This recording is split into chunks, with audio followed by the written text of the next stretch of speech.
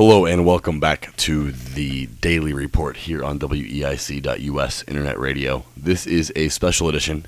Today, Carl, Dave, and myself, we're all discussing the U.S. killing of Osama Bin Laden on Sunday night in Pakistan. I guess it would be Sunday afternoon, wasn't it? I think it was night there. Was it night local time? That was my impression, but I'm not positive. I'm not positive either. In any case, yes, Osama bin Laden was killed by U.S. Navy SEALs in Pakistan on Sunday, and then he was buried at sea pretty soon thereafter. But the thing to note there is that he was given a proper Islamic burial. You know, the body was washed, wrapped in a white sheet. All of the things that would be done were done, and we were discussing off the air why that's such a good thing. And, obviously it decreases the chance of anti-U.S. backlash. But, right. Dave, I know you've got an opinion on this.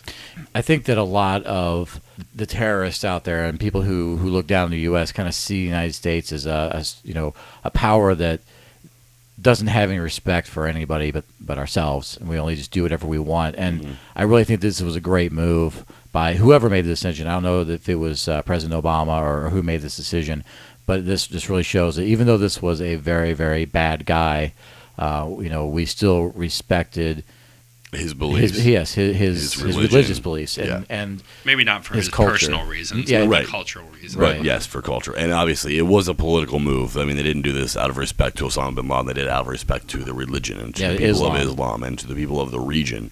And I'm sure there will be critics of that, and I hope that they can see that was why it was done. That it wasn't that anybody thought Osama bin Laden deserved a proper funeral. Osama bin Laden deserved absolutely nothing that he got.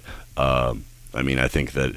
I can't remember all of them, but I remember directly after 9/11, there were a lot of people discussing ways that Osama bin Laden should die, right. And this was probably the best that he could have hoped for. So yeah, it's not about bin Laden; it's about the culture and the religion and all of that. But moving on, I really hate talking about this guy. I'd like to talk about more about what it's going to be like now that he's gone. Oil prices. We'll start there and we'll move around. On Monday, oil prices fell in barrel trading at the New York Mercantile Exchange. They fell $1.74 to $1.12 a barrel. So yeah, they but earlier in the session they were as low as $1.10. So the death of bin Laden, even though it doesn't take all the risk of terrorism off the table, it does. It takes off a few what-if scenarios. Mm-hmm. I'll be honest, with the oil prices, I don't really fully understand why they would fall as a result of this. I would almost think they would go up. I'm glad they're not going up. To answer that question, a Swiss oil expert named Olivier Jacob said in this report that we got from the AP, says that the death of bin Laden does not take all the risk of terrorism off the table, but it does, like I said, lessen one of the what-if scenarios that would justify the possibility of $200 a barrel oil. I think the idea is that we have troops protecting oil as it's leaving going to the refinery, wherever it's traveling around the region from terrorist attack. And I think that the idea is that without the organization, the head of the organization, a less organized terrorist group will be less likely to try to bomb the supply as it's moving around. Right. I would think in the short term, though, everybody seems to be operating under this elevated threat level. So I'm sort of surprised it went down now as opposed to a couple weeks from now. Yeah, it's mainly because traders are saying the death of bin Laden could weaken Al-Qaeda's ability to carry out attacks and destabilize the oil-rich Middle East. So it takes. I think it's more the what-if angle. Right. I also think if they're going to try to retaliate, they're going to be looking more to actually hit U.S. citizens, something that's going to be a little bit more, something a little bit bigger as far as publicity goes than just blowing up some trucks with oil in it. Right.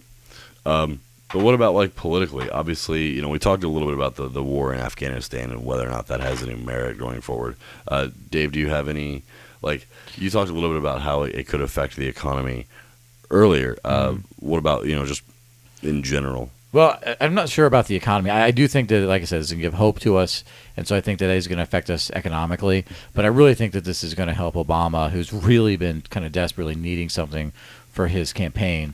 He was told, so many critics said he would not be a good wartime president, and now here he is serving up Osama Bin Laden, America's number one on the list of bad guys. So This has got to look really good for him, and he's taking full credit, as we discussed earlier. Right. It'll be interesting to see if he gets a bump in the poll. He'll almost certainly get a bump in the polls. Oh, definitely. Yeah. I mean, releasing the birth certificate this week was questionable in some ways, but probably good for his reelection chances. Right. And you start adding this in, and I thought when I was listening to the speech, and he was using the "I did this" and "I did this." Yeah. I was thinking re-election. Yeah, he's obviously ramping up for a campaign here. Yeah, he sounded like a much stronger president than what we've had in the past. Yeah, I can see that. He's definitely flexing his presidential muscle, if you will. Right. And obviously, in the back of his mind, he's going to be able to use this as these are the things that I did I ended the war in Iraq. I killed Osama bin Laden. What else do you want from me? And I showed you my birth certificate. Exactly. I think that is going to be it for this special edition of the Daily Report here on WEIC.US Internet Radio. We will be back tomorrow with more Internet news.